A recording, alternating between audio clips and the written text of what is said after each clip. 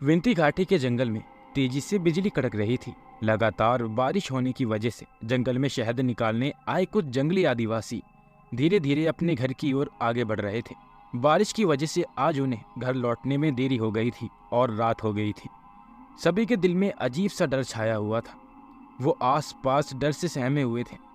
शायद वो किसी ऐसी चीज के बारे में सोच सोचकर कांपते हुए आगे बढ़ रहे थे। कोई ऐसी अनजानी चीज या जानवर जिसने आज तक कई आदिवासी लोगों को रात के वक्त मार दिया था। अचानक अजीब डरावनी आवाजें सुनाई देने लगी। ऐसा लग रहा था मानो पूरे जंगल में अफरा तफरी मच गई हो और सभी की धड़कनें डर की वजह से बढ़ गई। तभी एक आदिवासी को ऊपर पेड़ पर किसी ने खींच लिया और बाकी सभी बुरी तरह कांप उठे। तभी उसका कटा हुआ सिर आकर उनके कदमों में गिर पड़ा और सभी चिल्लाने लगे। तभी उनके सामने अजीब जैसे दिखने वाले भयानक दानव आ धमके और वो कई सारे थे। खून से भरी एक बड़ी डरावनी आंख और बड़ा मुंह और उनमें से निकलते भयंकर काले नुकीले दांत और हाथों में नुकीले नाखून, सिर पर बना आग उगलता एक बड़ा सींग, पूरे शरीर पर बिखरे हुए भयंकर रेंगने वाले कीड़े। सभी दानव उन आदिवासी लोगों पर टूट पड़े और बुरी तरह उनका मांस नोच के खा गए। अगली सुबह रुद्र शहर के मॉडर्न कॉलेज में आज फिर दो जानी दुश्मन तेज और युग अपने साथियों के साथ एक दूसरे से भिड़ चुके थे। उनके कॉलेज के वो दो बड़े ग्रुप थे, इसलिए हमेशा लड़ते झगड़ते रहते। तेज एक ग्रुप का बॉस तो युग दूसरे का। दोनों की दुश्मनी पूरे कॉलेज में फेमस थी। तभी जब वो लड़ रहे थे तभी एक पीले रंग की कार कॉलेज कैंपस में दाखिल हुई। दोनों ने एक दूसरे के हाथों से पकड़े हुए कॉलर छोड़ दिए। फिर दोनों के चेहरे पर खुशी सी छा गई। वजह थी उस पीले रंग की कार से उतरती हुई मेघा, जो काफी सुंदर तो थी ही पर उसकी बातें और मुस्कान का हर कोई दीवाना था, खास करके तेज और युग। जैसे ही वो उनके पास से गुजरी दोनों के दिल जैसे हवा में उड़ रहे हो ऐसी फीलिंग्स आई। पर एक बात थी, मेघा को वो दोनों ही पसंद नहीं थे। वजह थी उनकी झगड़ालू आदतें, जो उसे भी पता थी। उन्होंने आज तक कई कोशिशें की पर उससे दोस्ती नहीं कर सके। वो उसूलों की बड़ी पक्की थी। पर कहते हैं ना, प्यार तो हर किसी की जिंदगी में आता ही है। वैसे ही मेघा पूरे कॉलेज के टॉपर पीयूष को काफी पसंद करती थी, जो काफी अच्छा और शांत स्वभाव का लड़का था। पर वो आजकल उसे अपनी फीलिंग्स नहीं बोल पाई थी। आज क्लास में सबको अलग अलग प्रोजेक्ट मिलने वाले थे, जिन्हें उन्हें पूरा कर लाना था। इस बार किस किस को किस प्रोजेक्ट पर काम करना था। उनके ग्रुप को शिक्षक ही बनाने वाले थे। जब शिक्षक ने ग्रुप के नाम और उन्हें क्या करना है ये बताना शुरू किया और जैसे ही शिक्षक ने अगले ग्रुप का नाम बोला सभी हैरान हो गए। उस ग्रुप को किसी भी जंगल में रहने वाले लोगों की रहन सहन का प्रोजेक्ट बनाना था। उस ग्रुप में पीयूष, मेघा, टीना और लालू थे। पूरा नाम लक्ष्मण देवराम प्रसाद, जिसको सभी लालू कहते थे। मनमौजी और शैतानी से भरा दिमाग जो था उसका। और फिर तेज और युग, इन दोनों दुश्मनों को एक ही ग्रुप में शामिल देख सभी हैरान थे। दूसरे दिन पीयूष ने सभी की मीटिंग ली। पीयूष ने बोला, दोस्तों मैंने एक जगह खोज ली है जहां मेरा चचेरा भाई फॉरेस्ट ऑफिसर है। मैंने उससे बात कर ली है। वो हमें विंती घाटी के जंगल में रह रहे जंगली आदिवासियों के इलाके में ले जाएगा। हम वहां कुछ दिन रहकर अपना प्रोजेक्ट आराम से पूरा कर लेंगे। मेघा बोली, ग्रेट आइडिया पीयूष, शुक्रिया, तुमने सब इंतजाम भी कर लिया। टीना बोली, हाँ बस कुछ लोग सही से रहें तो सब कुछ अच्छे से होगा। तेज बोला, ये बंदर साथ आएगा तो तमाशा ही करेगा। इतने में युग बोला, हाँ ऐसे कुत्ते साथ हों तो काट सकते हैं।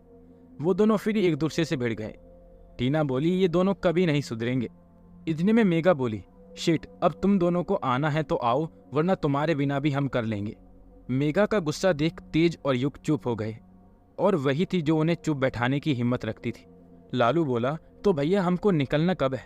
पीयूष बोला, कल सुबह हम निकलेंगे। कल सभी बस में बैठ वहां जाने के लिए निकल गए। तेज और युग मेघा को ही देख रहे थे और बीच बीच में एक दूसरे को गुस्से से घूर रहे थे। तभी लालू तेज के पास आकर बैठ गया और बोला, क्या हाल है दोस्त, तुम्हारा जानी दुश्मन भी साथ आ रहा है? इतने में तेज बोला, हाँ साला, मेरे और मेघा के बीच में हर बार आ जाता है। इस बार साले का इंतजाम करके रहूंगा, उन्हीं जंगलों में गाड़ दूंगा उसको। फिर लालू उठकर युग के पास जाकर फिर वही बात छेड़ दी। फिर युग बोला, इस बार हम दोनों में से एक ही शहर जाएगा। इसका कांटा इस बार निकाल ही लूंगा, फिर मैं और मेघा अकेले। लालू को बड़ा मजा आ रहा था। उसे ये लग रहा था कि अच्छा वक्त बीत जाएगा। इन दोनों की लड़ाई देखने में कुछ मसाला तो रहेगा साथ में। दोपहर करीब 3 बजे वो एक गेट के पास उतरे जहां लिखा हुआ था विंती घाटी, जहां से जंगल भी शुरू होते थे। करण उन्हें वहां से लेने आया था। वो उन्हें जंगल में मौजूद उनके सरकारी निवास ले आया। करण बोला, तुम सभी को कल सुबह देवदार अपने साथ उन आदिवासियों के कबीले ले जाएगा। तुम वहां कुछ दिन रहना। देवदार तुम्हारे रहने और खाने पीने का ध्यान रखेगा। कबीला यहाँ से घने जंगलों में करीब 5 घंटे का रास्ता है। मैं अभी तक वहां गया नहीं हूँ, मगर देवदार को सब पता है। ये तुम्हारे साथ ही होगा। रात को खाना खाने के बाद मेघा और टीना एक कमरे में थे और बाकी चारों लड़के एक दूसरे कमरे में थे। टीना बोली, मुझे पता है मेघा, तुम पीयूष को चाहती हो, और देखो इस बार अच्छा मौका है, तुम अपने दिल की बात बता देना। मेघा बोली, हाँ, इस बार मुझे उसे बताना ही है।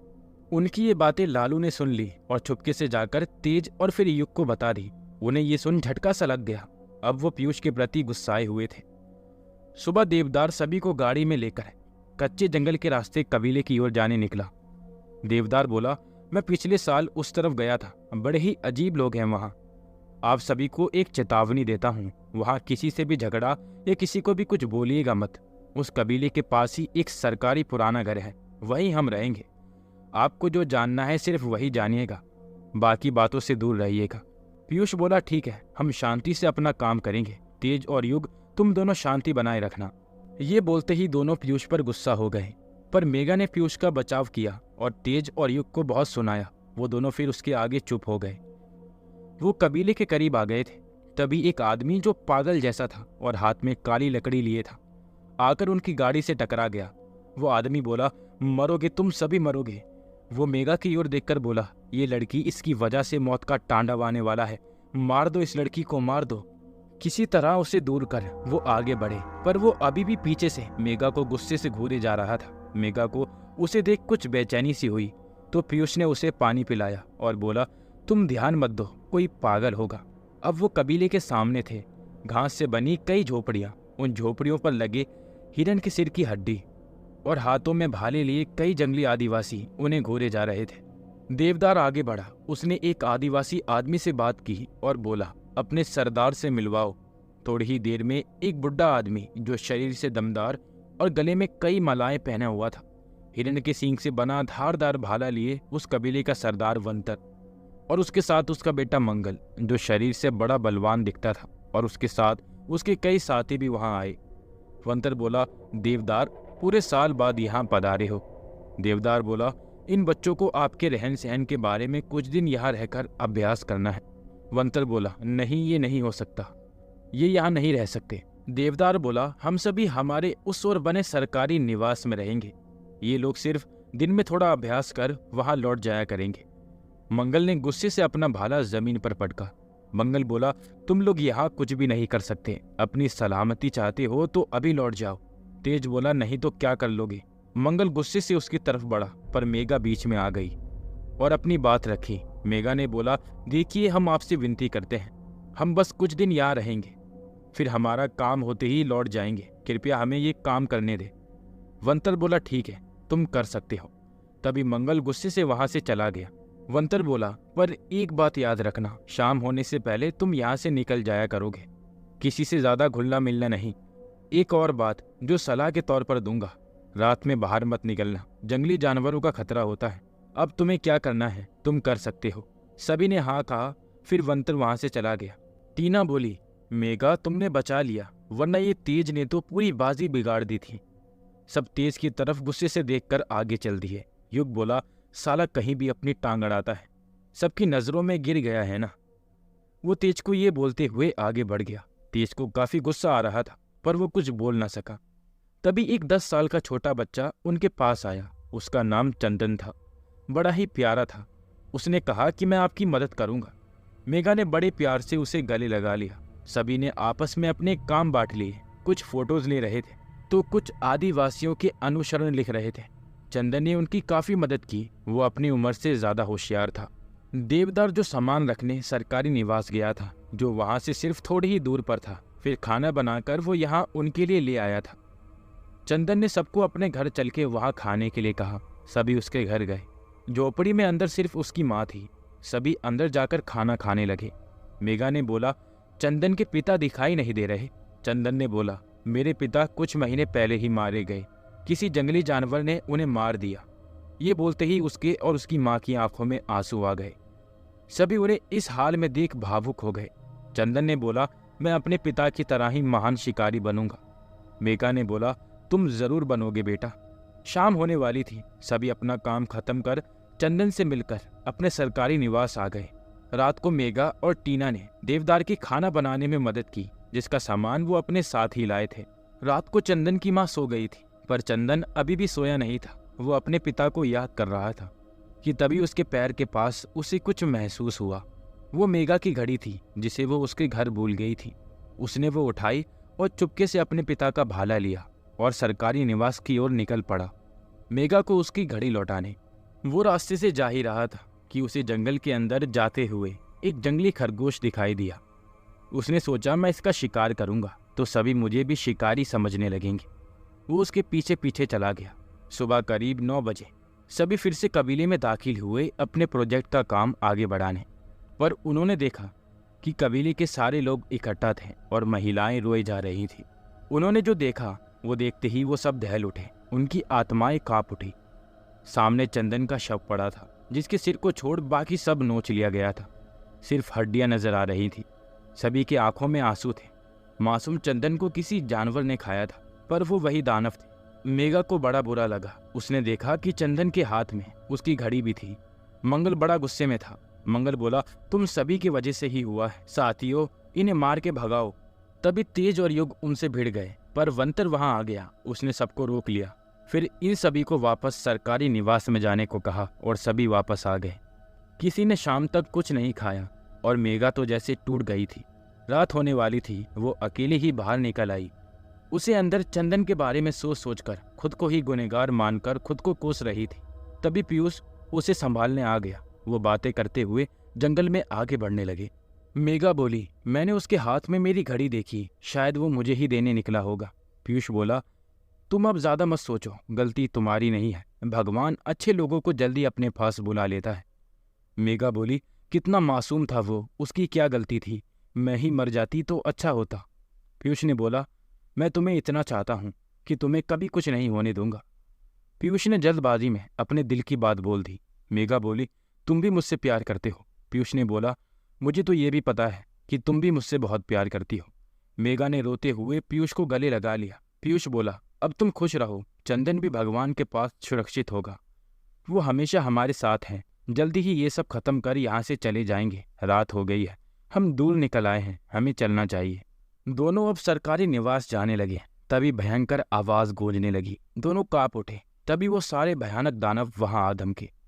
उन्होंने अचानक हमला कर दिया। पीयूष को उठाकर दूर फेंक दिया। मेघा के चारों तरफ आकर खड़े हो गए, अपने धारदार नाखून तैयार किए। तभी बड़ी तेजी से आए 2 भयानक काले साए, जिनकी आंखें चमक रही थी। उनके धारदार नाखून चमक रहे थे। वो तेजी से आकर उन सभी दानवों पर टूट पड़े। वो बड़े खतरनाक लग रहे थे। वो काफी देर तक उन दानवों से लड़ते रहे। उनके नाखून जैसे ही दानव को लगते, वो आग की तरह भस्म हो जाते। आखिर में उन्होंने सभी दानवों को मार गिराया।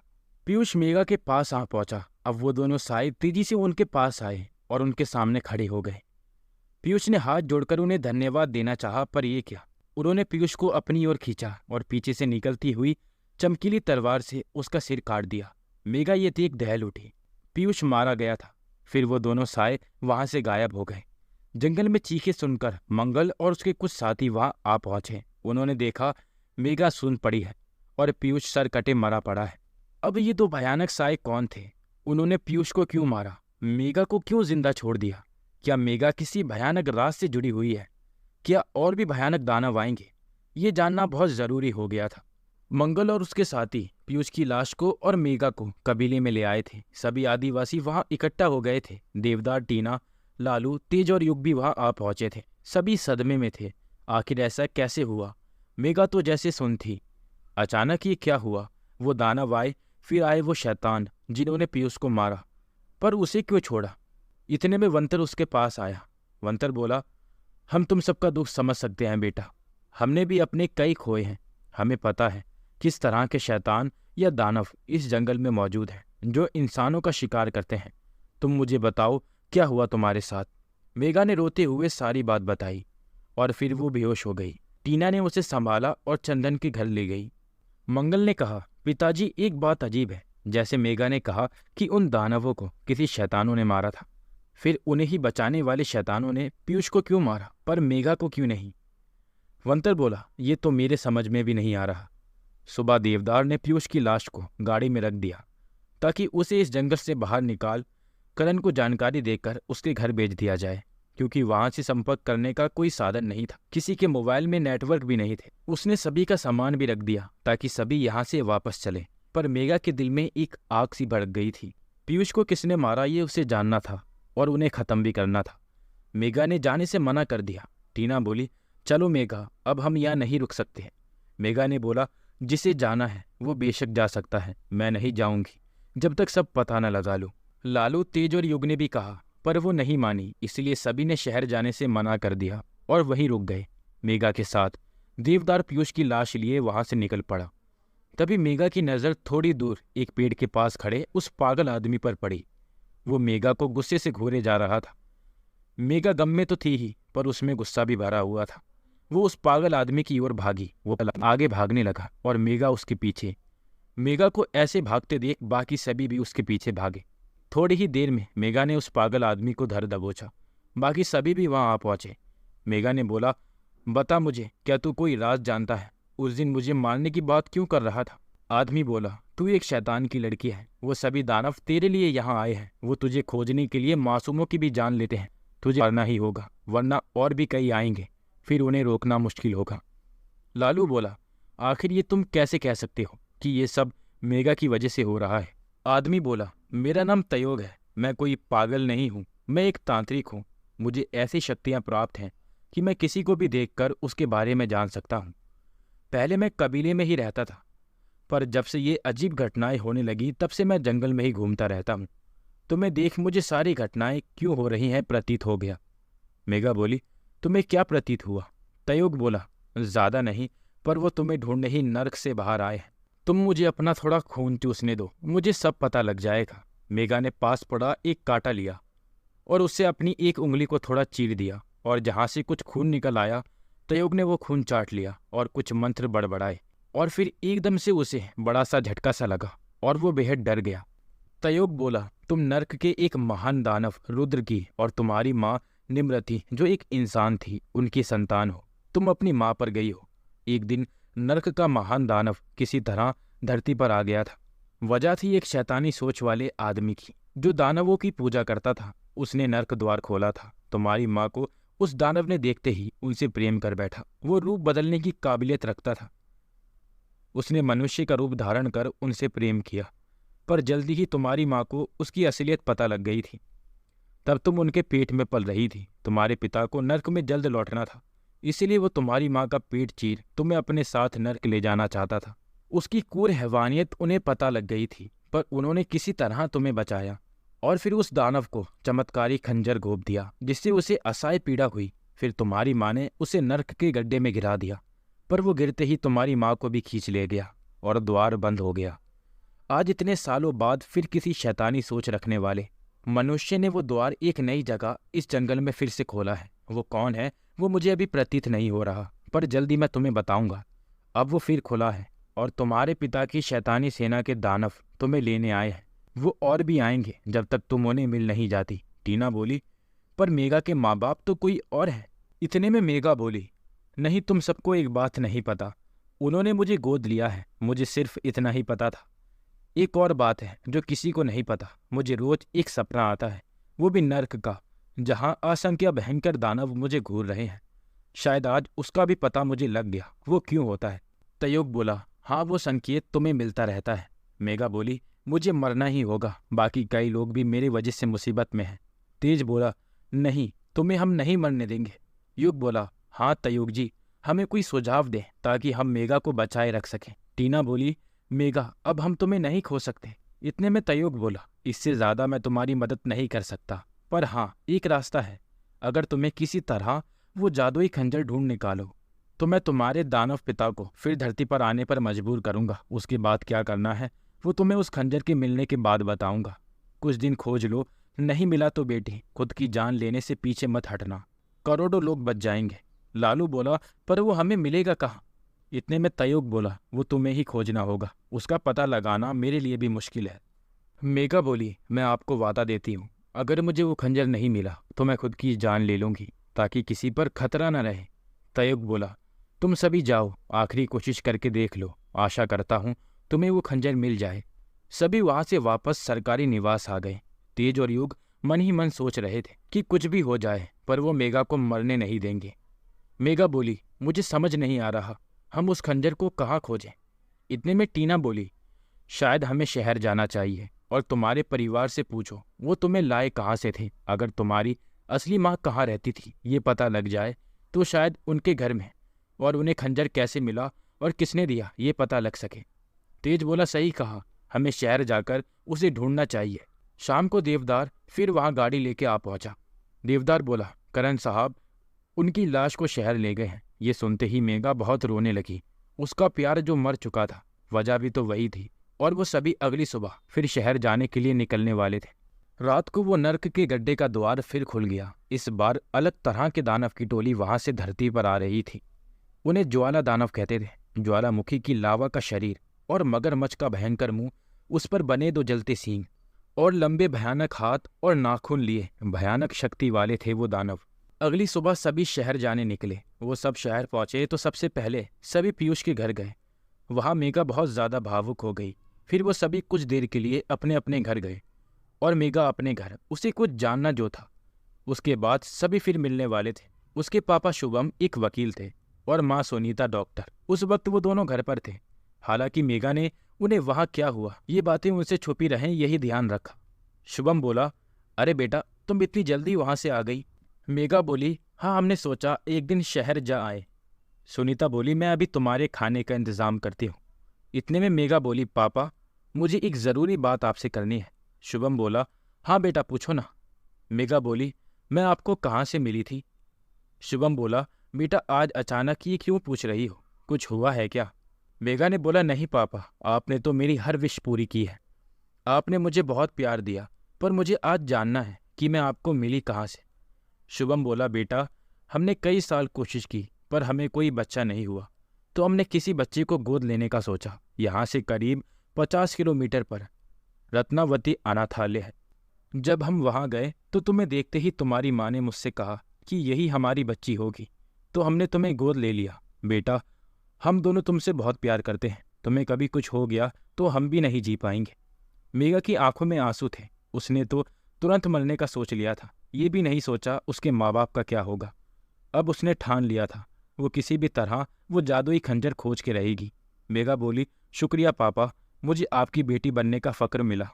तभी उसकी माँ सुनीता खाना लेकर वहाँ आई और बोली, बाप बेटी की बातें हो गई हों तो मेरी भूखी बच्ची को खाना खिला दूँ। मेघा ने अपनी माँ के हाथों से खाना खाया। फिर उसने सभी को कॉल किया और सभी मिलकर उस अनाथालय जाने निकले। शायद वहां से उन्हें कुछ जानकारी मिले। सभी कुछ देर के बाद वहां पहुंचे और बाहर बड़ा बोर्ड था, रत्नावती अनाथालय। वो सभी अंदर दाखिल हुए। बाहर कई बच्चे खेल रहे थे। एक बच्चे को पूछ वो अंदर दाखिल हुए। वहां के पियून ने उन्हें रत्नावती जी के ऑफिस में जाने को बोला। वो ऑफिस के अंदर आए। वहां अंदर रत्नावती जी बैठी थी। उन्हीं का वो अनाथालय था। रत्नावती बोली, बैठिए, बोलिए क्या काम था। मेघा बोली, मुझे कुछ जानना है। मेघा ने उन्हें सब बताया कि वो इस अनाथालय में थी, उसे गोद लिया गया था और रत्नावती ने कुछ पुराने रजिस्टर देखे। रत्नावती बोली, बेटा तुम्हें एक महिला यहाँ छोड़ गई थी, ये कहकर कि ये बच्ची मुझे कचरे में पड़ी मिली थी, तो हमने तुम्हें रख लिया। कई सालों तक हमने खोज की पर तुम्हारे असली माँ बाप का पता नहीं चला। फिर तुम्हें शुभम जी और उनकी पत्नी ने गोद ले लिया। टीना बोली, क्या आप बता सकती हैं कि मेघा को कौन यहाँ लेके आया था। रत्नावती बोली, उसका नाम उसने भूषा बताया था। और एक बात थी, जब वो मेघा को यहाँ रख कर गई थी तो बहुत रो रही थी। मुझसे कहा था कि इसका ख्याल अच्छे से रखिएगा।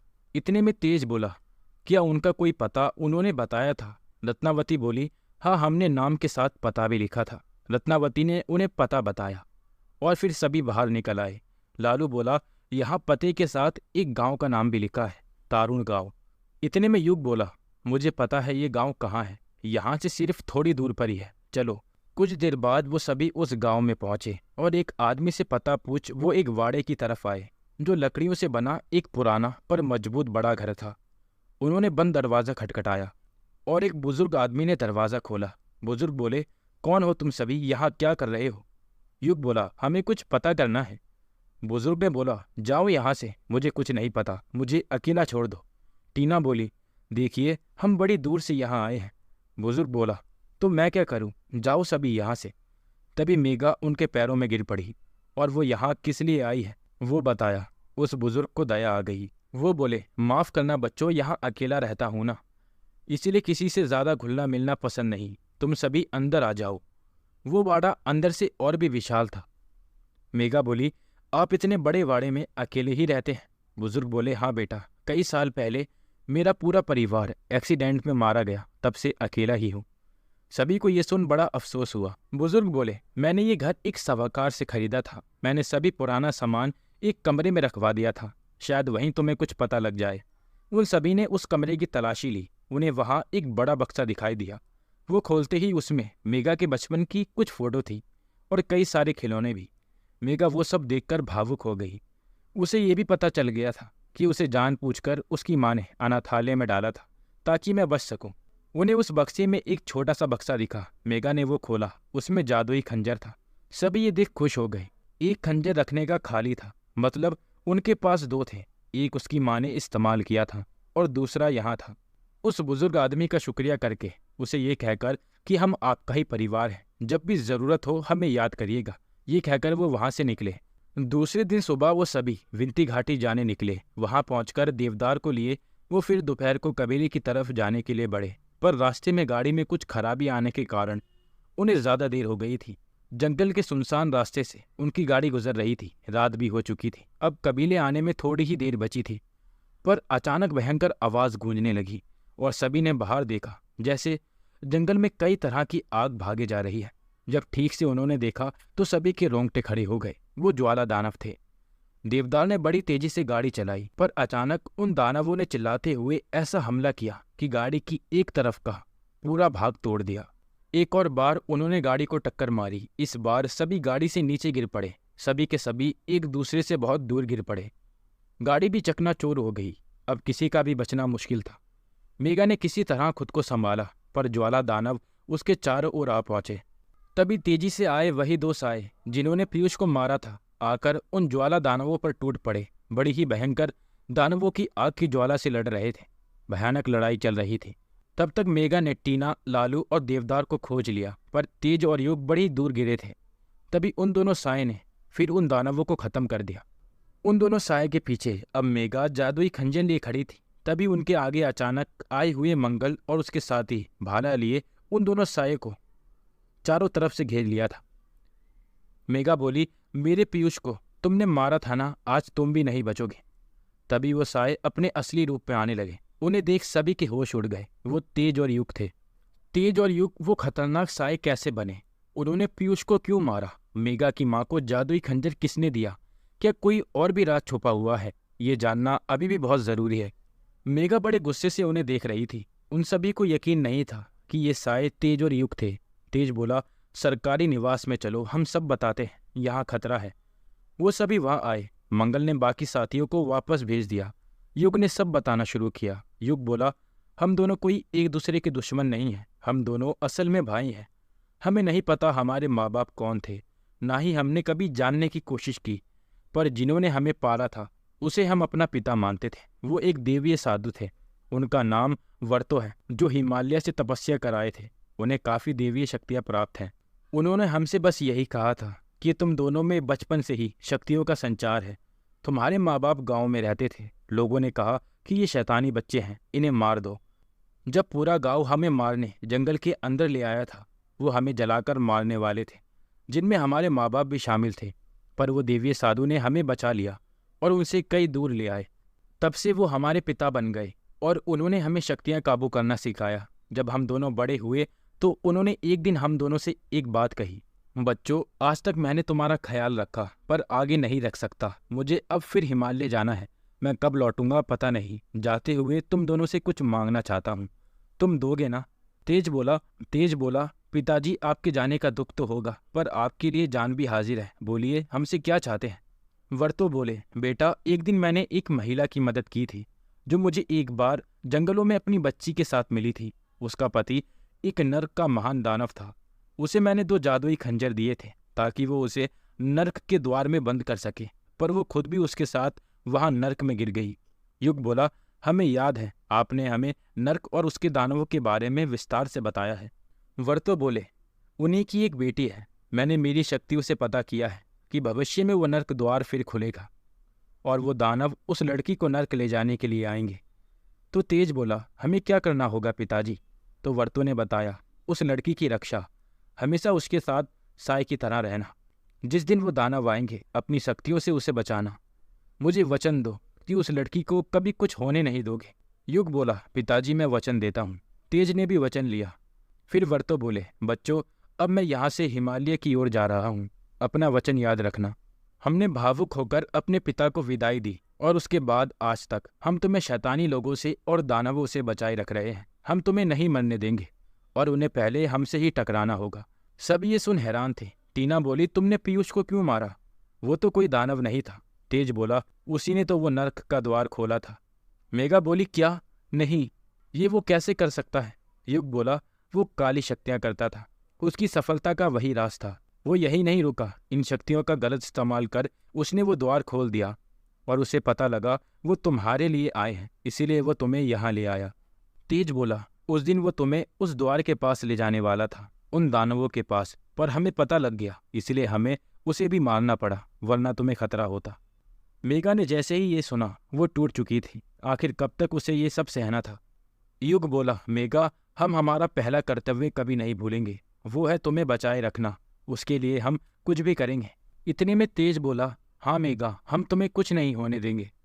मेघा बोली, मैंने तुम दोनों को हमेशा गलत समझा, क्या कुछ नहीं कहा तुम्हें, पर तुम दोनों सिर्फ मेरे लिए आए हो और इन खतरों का सामना कर रहे हो, अपने पिता के सिर्फ एक वचन के लिए। टीना बोली, हाँ दोस्तों, मैंने भी आज तक तुम्हें कितना बुरा कहा होगा, पर आज तुम्हारी सच्चाई जानकर तुम्हें नमन करना है। इतने में लालू ने कहा, मैंने तुम दोनों के बीच के झगड़े को और बढ़ावा दिया ताकि मुझे भी कुछ मज़े देखने को मिले, पर मुझे माफ़ करना दोस्तों। युग बोला, हमें किसी भी तरह मेघा को इस मुसीबत से बाहर निकालना है। मंगल बोला, मैंने उस दिन तयोग के साथ कुछ तुम्हारी बातें भी सुन ली थी। मैंने कभी नहीं सोचा था कि ऐसी शक्तियाँ और दानव भी होते हैं, पर कुछ दिन में सब एहसास हो गया। मैं भी तुम्हारी मदद करूँगा ताकि आगे मेरे लोगों पर भी मुसीबत ना रहे। तेज बोला, उठो मेघा और हिम्मत लाओ, याद करो चंदन को, उस मासूम बच्चे को कैसे उन दानवों ने मार दिया था। मेघा बोली, मासूम बच्चे चंदन को मारने वाले उन हैवानों को फिर से उस नरक में बंद कर दूंगी, अब चाहे कितने भी आए नहीं डरूंगी। लालू बोला, हम सब तुम्हारे साथ हैं मेघा। अगली सुबह वापस सभी इकट्ठा हुए। अब जादुई खंजर मिल चुका था। तयोग भी वहां आ पहुंचा। तयोग बोला, आखिर तुम सभी ने इस जादुई खंजर को खोज ही लिया। मेघा बोली, हाँ, और पीयूष ही वो शैतानी इंसान था जिसने ये नर्क का द्वार खोला था। तयोग बोला, मुझे तेज और युग ने ये सब बता दिया था, ये भी कि वो कौन है। मेघा बोली, अब हमें क्या करना होगा? तयोग बोला, सुनो, हमें आज रात को इस जंगल में मौजूद प्रकार खंडर जाना होगा। वहीं वो नर्क का द्वार खुला है जहाँ से दानव रात में आते हैं। आज रात भी भयानक दानव निकलेंगे। तेज और युग तुम उन्हें संभाल लेना। तब तक मैं और मेघा उस द्वार के पास जाकर मेघा का खून उस गड्ढे में डालेंगे और कुछ मंत्र उच्चारण करेंगे ताकि उसका पता मेघा के पिता दानव रुद्र को लग जाए। फिर वो ऊपर आ जाएगा, तब मेघा उसे वो जादुई खंजर मार फिर से वो द्वार हमेशा के लिए बंद कर देगी। मंगल बोला, मैं और मेरे साथी भी आपकी रक्षा के लिए आएंगे। तयोग बोला, नहीं, आम इंसान खतरे में होगा, वहाँ सिर्फ मैं, मेघा, तेज और युग जाएंगे। मेघा बोली, हाँ सही कहा, अब किसी को नहीं मरने देंगे, हम जरूर काम खत्म करेंगे। तयोग बोला, ठीक है, तो आज शाम तुम मुझे मिलो और हम वहाँ चलेंगे।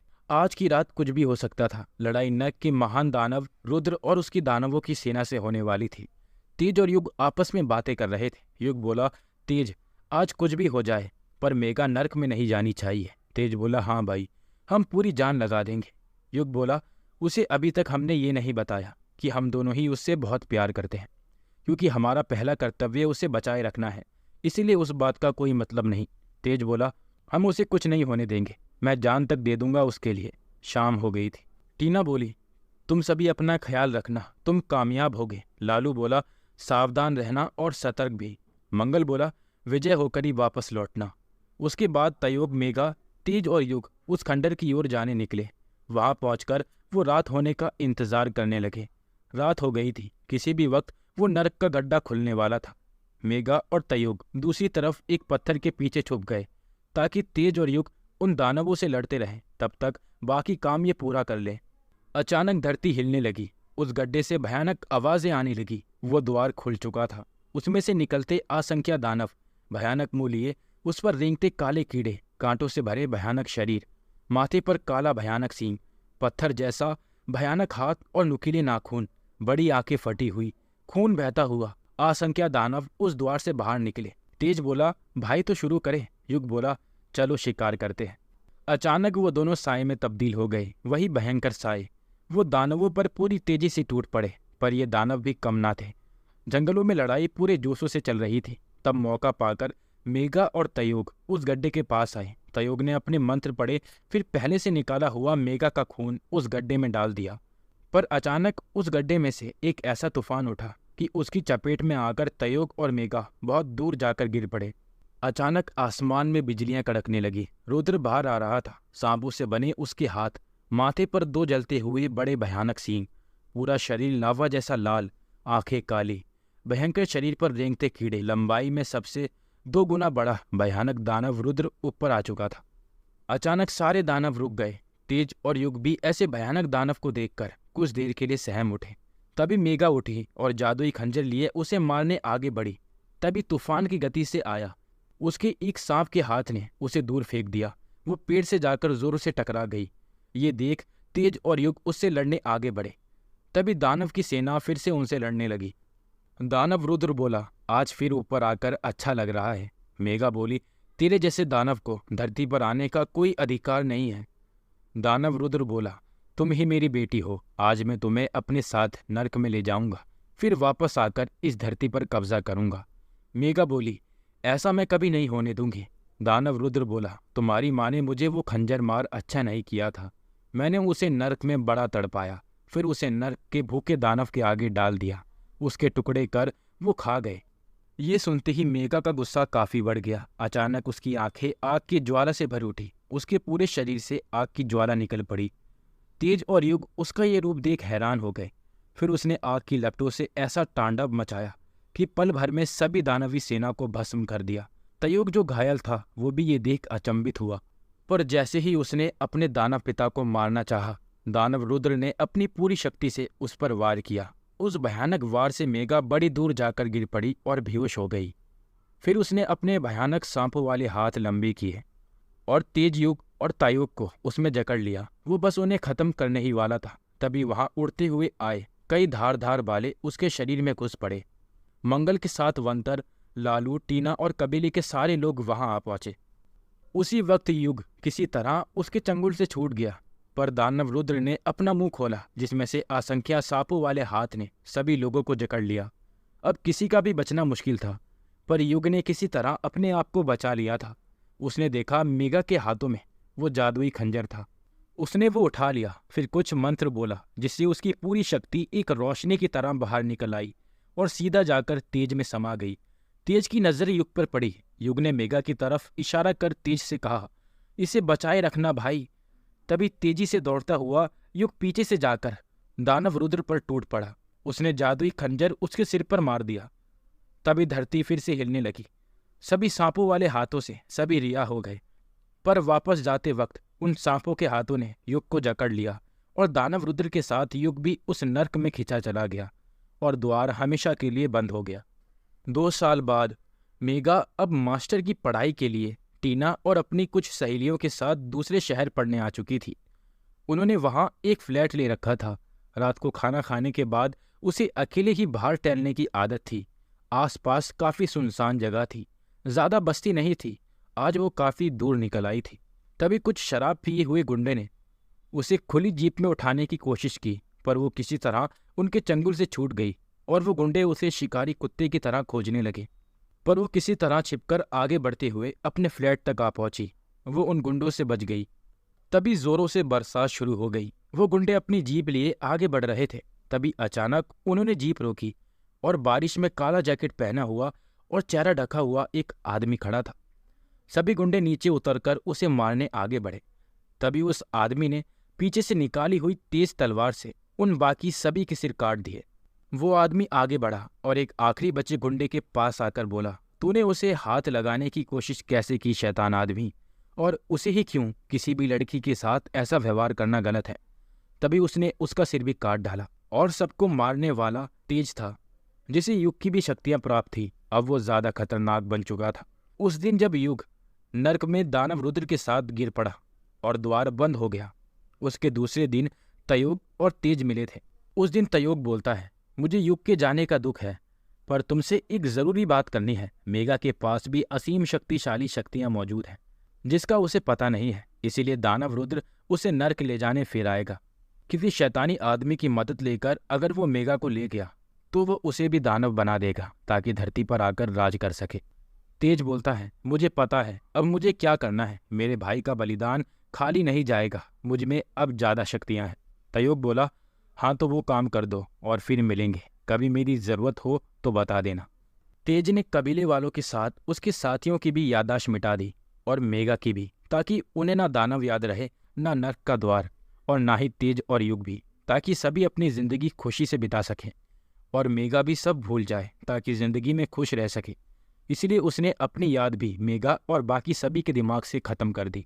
अगले दिन मेघा को पता चला कि उन गुंडों को किसी ने मार दिया है, तो उसे खुशी हुई कि ऐसे भेड़ियों की यही सजा होनी चाहिए। आज उसकी क्लास में एक नए लड़के ने एडमिशन लिया था। वो मेघा को ही प्यार से देख रहा था, पर मेघा ने उसे मुंह फेर कर इग्नोर कर दिया। पर वो मेघा को इग्नोर नहीं कर सकता था, आखिर वो तेज था। आज तक वो मेघा के साथ साय की तरह खड़ा है, पर मेघा को इस बात का पता नहीं है। अगर किसी दिन वो नर्क का द्वार फिर खुल गया, वो हमेशा मेघा को बचाए रखने के लिए उन शैतानी आदमी और नर्क के दानवों से लड़ने के लिए हमेशा तैयार है। दोस्तों, इस तरह इस कहानी का अंत हो जाता है। आशा करता हूँ आपको ये कहानी पसंद आई होगी। अगर आपको ये कहानी पसंद आई है तो अभी चैनल को सब्सक्राइब करके वीडियो को लाइक कर दें। अभी मैं लेता हूँ आपसे अलविदा। मिलेंगे एक और नई डरावनी कहानी में।